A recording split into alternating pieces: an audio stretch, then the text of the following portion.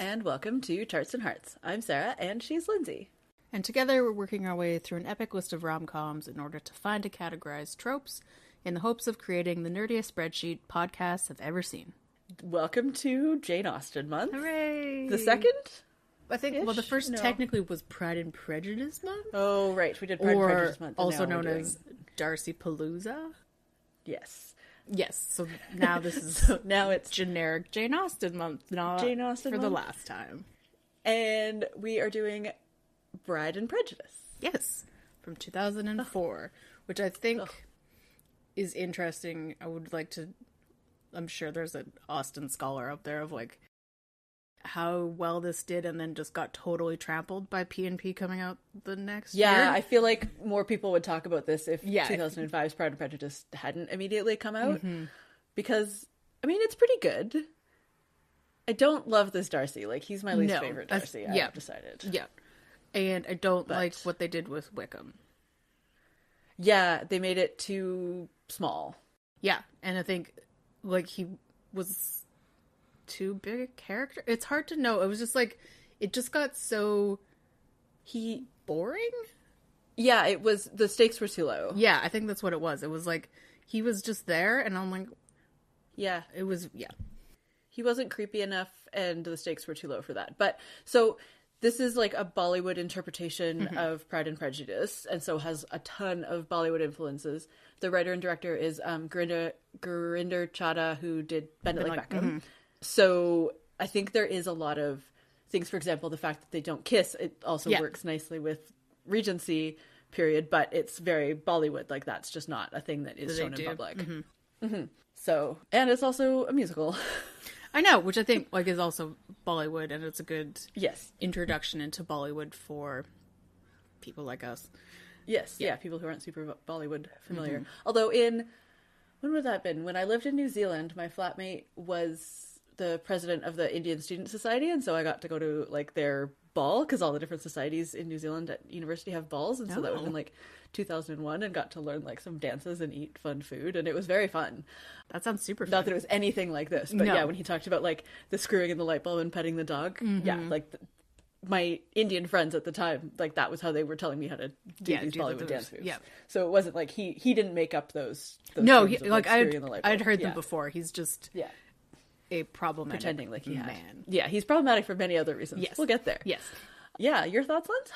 Like, I kind of agree. Like, the beginning, I was super into. I'm always like that with adaptations, too, of like, how did they do it? Where are the fun Easter eggs? I was kind of annoyed that his name was just William Darcy. I'm like, wait, make me work for it a little bit. Yeah. And, you know, like, you know, they cut out Kitty. You know, it's always those things of like, which sister are they going to lose? And all that. Yeah. So they dropped Kitty and kept Mary. Yeah, and the adaptation of Mary being a bad dancer instead of a bad pianist was really funny. Her dance was funny. Amazing. Her snake dance was one of my favorite parts. Yeah. Because it was good. It was just very intense. It was very intense and odd. And it was odd. Yeah. But like, yeah, so it'd be the same as like interpretive piano. Like, it was very chaotic. Yeah. Which was fun. So yeah, like I think I liked it up into a point where I was like, okay, this is how they're adapting this, and like this is a fun, interesting experience for me, because this is I don't watch these movies, and that's fine. And then I got probably like 3/4 of the way, and I was like, well, I know how this is going to end, and nothing is holding my interest anymore. And it felt slow. Yeah. Or like, I wasn't invested. Mm-hmm. Yeah, and I think, like, maybe if I didn't know the ending, but I don't know what world that would be. Yeah. So, because the whole thing is that you know the tropes, and so I think also if like I was more invested in like seeing the Bollywood references or seeing famous Bollywood actors, things like that, that would have helped a lot. Like, for example, Ashanti is in it. Yep. And I read in the trivia that that's sort of a Bollywood trope or like a Bollywood thing of like having a super famous person do a cameo who like, similar to last episode, I don't know what is time, where Usher is there but never interacts with anybody. And she's all that. It's kind of that vibe of, that's true, like Ashanti. So that wasn't like an accident, that was intentional, because that's how these cameos work in this film tradition. And I think, like, again, like, we'll talk more about Darcy, but obviously not all the way people, I don't know what her name is in this, but the sister. Georgie. No, the other sister. Oh. Bingley's sister. Oh, Bingley's sister. Saeed's sister. We'll get into it. Saeed's sister was a little extra horrible, and Catherine, not de Bourgh, was also on the levels of, like, Darcy and Catherine were definitely like, this is snobbiness in 2004, and in 2024 this is intolerance, and it makes me feel uncomfortable to watch. Yeah. And she's... Yeah, his sister was, Kieran. Yeah. Yeah, she was just, like, there was... Because she wasn't in it enough, and, like, Saeed had, like, no lines. He didn't, he hardly said anything, so he wasn't really a character either. Like, the Bingley... Oh, yeah, Balraj, The Bingley Jane storyline wasn't a thing, really. Like, it happened, but... It happened, but I didn't feel invested in it. Yeah. Yeah. So, because of that, and then the sister was there and had to say all of her mean stuff, but she never just got to say anything else. Like, the only good scene was the one about Darcy's Impossible Woman, which is a good scene because it's almost exactly word for word of the original. So, like, they didn't have to try, and everybody was good in it because it's a good, well-written scene because Jane wrote it, and they just changed the words to be modern. So, I think that was also part of it. Yeah, I found it hard to get invested in the characters because, I just found it hard. Okay, should we talk about Darcy? Yes. So we start with him being there and being like landing in India and being like in awe of how Indian it is. Yeah, he's very like culture shock.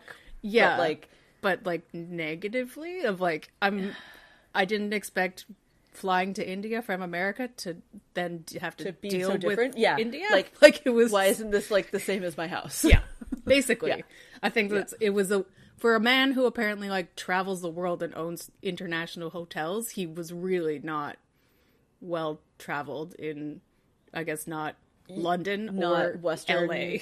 Yeah, it seems like it might have been his first trip, or at least maybe he's traveled to hotels, but he just goes to the hotel and doesn't experience the culture. Whereas in this, he was like in a family home and in like not just at the hotel. So maybe it was his first experience of that rather than just like generic chain hotel. Because I feel like just once you get, transported from the airport to your hotel, if you're staying in a big chain hotel like he owns or his family owns, they're kind of relatively the same. Yeah. So it seems like he was expecting that as representative of actual India. Yeah. It was very interesting. Took me ages to figure out why he was familiar, but he's the lead guy from Virgin River, who he's a much better actor now. He was not good. No, and like I feel bad saying it, but better, and also maybe his idea of playing Darcy was to just be flat.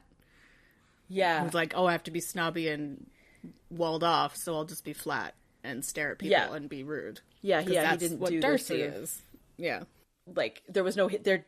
I couldn't see any hidden depths. No, he stared at her a lot, with Darcy. But that was it. He did.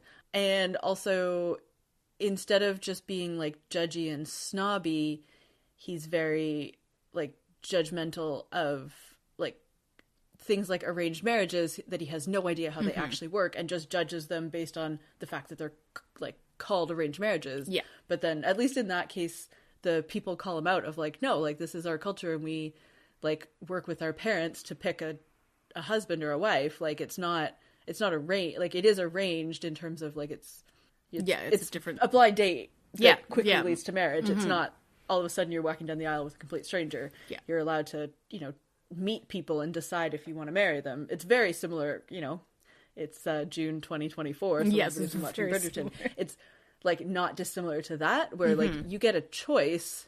But you don't have any romance. But you don't just like casually date people. Yes.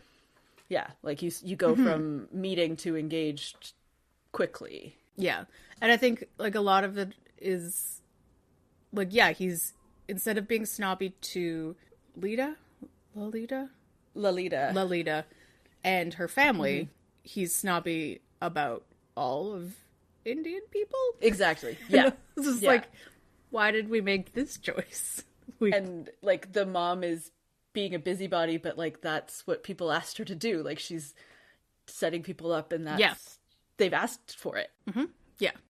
And then also Naveen Andrews, Saeed, who plays the Bingley character, is... Oh, no, sorry, not Naveen Andrews. Oh, we haven't even talked about Collins yet. But yeah. No, yeah. So Naveen Andrews he's good in it, but yeah, because like we said before, he's not really in it that much. And then Collins, who ends up, is like so terrible and so slimy. Yeah, I think he's the best representation of Collins. Yeah. Like, he's such a good modern Collins. Like, I wrote, like, you can smell the Axe body spray on him. The other thing that was interesting about him is he was almost, it's not racism, I don't really know what to call it, but like so judgmental of Indian people who were still in India and how backwards India was compared to where he lived. I think he was in London or LA.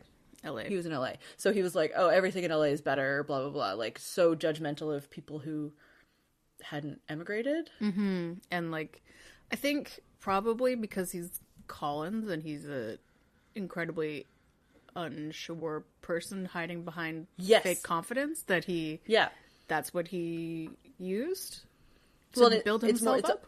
Totally. And it's interesting that that's the trait that the writer went with. Like that, I feel like that says something about how they view like immigrant people who emigrated from India, like coming back, and like the good ones are excited to come back and the slimy Collinsy ones are judgy and everything's better back in the States. Yeah, it's interesting because of like, I don't know what their plan was when they wrote this. Of like, was it a worldwide thing, or was it a British thing that just got really popular because of Bend It Like Beckham? Bend It Like Beckham. I think the intended audience is like Indian diaspora. Okay. So, with potentially people who like have friends who, you know, like been to Indian weddings and things like that, like might find references.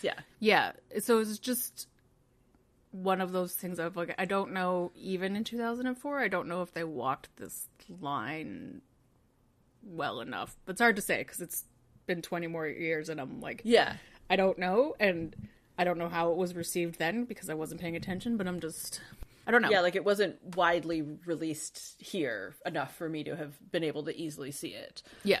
Yeah. And I think also a lot of the structure that we're less familiar with, like the crazy dance numbers and the like super over the top, like almost fantasy musicals numbers is very like Bollywood tradition, which I'm just not familiar with. So it was hard to know what was being referenced. Yeah. I did find a really good article from the AV Club that we can link in the show notes. And it's basically, it has like an interview with I think it has an interview with Gerinda, with the writer-director. And then also, has clips from an interview with her. And also, talks a lot about sort of things about being standoffish. And that's where I found out about the like not kissing and things like that. So yeah, I think it's a good read in terms of some of the references that maybe people who are less familiar with Bollywood might have missed. Yeah. I just wanted it to be better. I think that's the generic feelings. Yeah, I wanted more like connection between Darcy and Lolita or Lizzie. Yeah. Okay, should we talk about tropes? Yeah. Okay, so like right away we've got the obvious ones that we already know. Different worlds and enemies to lovers.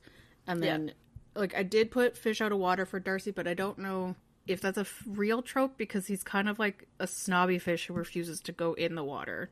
Yeah. Yeah. I mean, it is fish out of water, which I guess is almost an inversion of things because he's in places where he's less familiar, especially at the beginning. And she's very familiar. And even when they go to Goa, which like is the fancy going place. To the fancy place. Yeah. Like the girls are very comfortable and Darcy is very uncomfortable. Yeah. Or like unfamiliar. Yeah. Yeah. And they do, like, it's harder to notice because they redo the beginning of the line, but they do adapt the truth universally acknowledged line, which is apparently a requirement for Bride and Prejudice adaptations. Yeah, basically. We've got so many montages, but especially we've got a montage during a really sad song. Yes, just so sad. Yeah, so sad. She does have sexy dreams about Darcy, which is the one thing that's missing from the original. From the Regency ones? Yeah. I've been watching too much Bridgerton.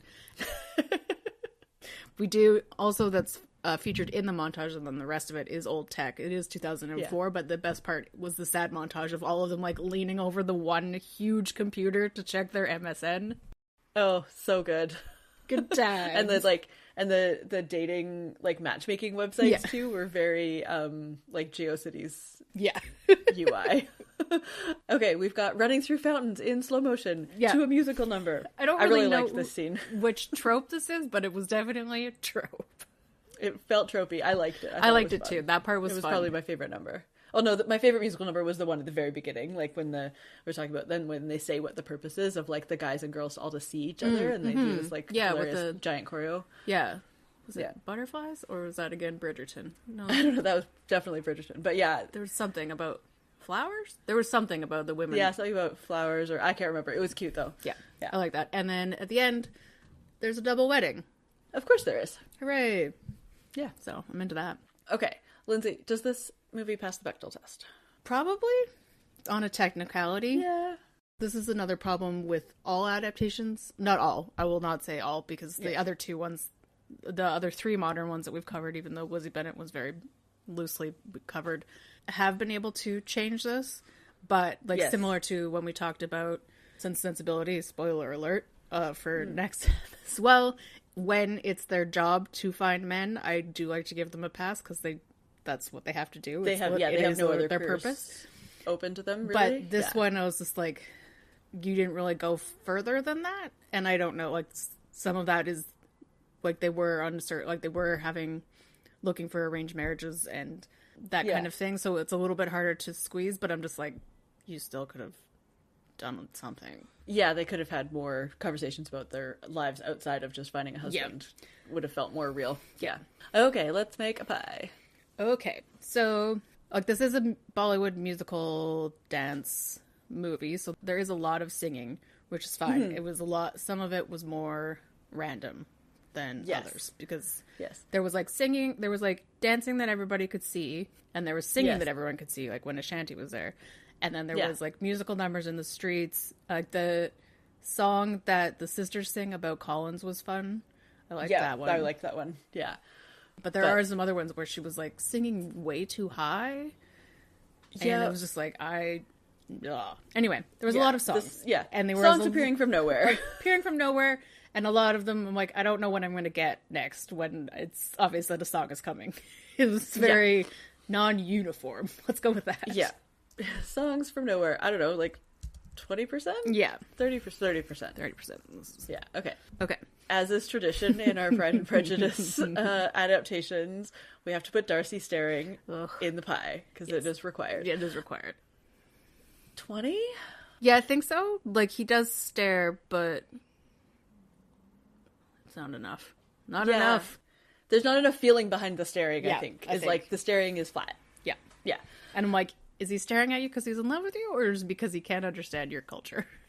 I don't know. Oh, this is a random mid-pie break, but you know who we forgot to talk about was Georgie, who is, Alexis Bledel. Alexis Bledel. That was so random. Yeah. And also because she's in it for, like, 3 scenes. And, again... like 2004. It was weird. Yeah, she was super famous and busy. But she was TV famous, not movie famous. I know. And she was trying to be movie famous. But yeah, and then she was in it for 3 scenes and was like, hi, I'm Georgie. He talks about you all the time. Wickham was a bad man. Bye. Yeah, Wickham got me pregnant. Bye. Yeah. Yeah. Yes. Okay. Next up, we've got epic dance numbers, which I think are distinct from the songs all over the place, because some of these dance numbers were insane. They were super fun to watch. Oh yeah, the one with the sticks? That one was super cool. Yeah. I like that one. They probably have a real name. Yeah. I don't know. It was just fun to watch. Yep. I don't know, 20%? Mm-hmm. Okay, that leaves us with 30%, which I think is good for bright colors. This movie was so many colors. Bright. I loved it. It was good. I liked it too. It was a lot of fun. Like the visual. Yeah. Okay, what do we think is next for them? I don't know. I'm not invested enough. No, neither. Like, they got married, so... Yeah. I don't know. But I feel there wasn't much character development of the Elizabeth character. No, she was able to hold her own during arguments, which I was into. Yes. Yeah. But that was really But I don't know anything about her other than this. Yeah. So yeah, I just don't really care. Yeah, and then for the extra segment that we only bring out for this one, I think it's pretty obvious where we're going to rank this Darcy. Oh, yes. And it is at the bottom. At the bottom. I don't remember our pure order. I think it's in the Pride and Prejudice Patreon episode, if you want to hear our final rankings or our current rankings. Check that out, because it's much more interesting than us just dunking on this Virgin River guy. Indeed. Yeah. No, we had a lively debate about Darcy v. Darcy. V. Darcy v. Darcy. V. Darcy. Because there's 5 technically in that ranking. Oh my gosh. Now 6. Yes, so intense. Okay. And Lindsay, what's next for us? Okay. So we're going back to Sense and Sensibility, but we're going to Sense and Sensibility in the future. We're doing the 2024 adaptation, which is a Hallmark adaptation, but I've heard things, because it's not a Hallmark movie, it's Sense and Sensibility, just produced by Hallmark. Done by Hallmark. So, yeah. We'll see what happens. Yeah. But it's Sense and Sensibility, so hopefully it's a pure adaptation, not a modern adaptation. So I have high hopes. We'll see how that goes. Yeah. Yeah. Join us in 2 weeks. Yeah. That brings us to the end of our episode. You can leave us a rating or a review wherever you get your podcasts, and you can find us on social media. We're at Charts and Hearts Podcast on Instagram, Facebook, and Threads, and at Charts and Hearts on Twitter. You can also head to our website, chartsandhearts.com, where you can submit your suggestions for rom-coms and tropes for us to add to the list. We have not talked about more Austen moving forward, although there's one obvious glaring adaptation that we have not covered yet is on the list. Don't worry. But if there's any good other ones, we're not doing Gwyneth. I draw the line. But everything else is on the table, even if it's the, BBC stuff. But we've got other things to cover. Anyway, if you've got other adaptations that are fun, let us know. And you can check out our Patreon at patreon.com/chartsandheartsclub. This month, we're doing Jane Austen Book Club, which is good. And I'm super excited to talk about it. It's not a Darcy, but it's a Dancy. And it's great. As always, we would love to know your thoughts on this movie. And in the meantime, you should be stirring your husband's dinner, not trouble. I loved it. Amazing. Okay, bye.